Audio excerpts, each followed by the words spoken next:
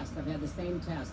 Does it create jobs, raise incomes, and further our national security? I'm against it now. I'll be against it after the election. I'll be against it when I'm president.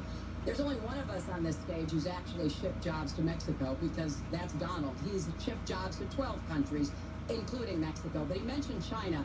And, you know, one of the biggest problems we have with China is the illegal dumping of steel and aluminum into our markets. I have fought against that as a senator. I've stood up against it as Secretary of State. Donald has bought Chinese steel and aluminum. In fact, the Trump hotel right here in Las Vegas was made with Chinese steel. So he goes around with crocodile tears about how terrible it is, but he has given jobs to Chinese steel workers, not American steel workers. That's the kind of approach that is just not going to work. We're going to pull the country together. We're going to have trade agreements that we enforce. That's why I'm going to have a trade prosecutor for the first time in history. And we're going to enforce those agreements. And we're going to look for businesses to help us by buying American products. I asked a simple question. She's been doing this for 30 years. Why the hell didn't you do it over the last 15, 20 years? You were very much involved. Excuse me, my turn. You were very much involved in every aspect of this country. Very much. And you do have experience. I say the one thing you have over me is experience, but it's bad experience, because what you've done has turned out badly. For 30 years, you've been in a position to help. And if you say that I use steel or I use something else, I make it impossible for me to do that. I wouldn't mind.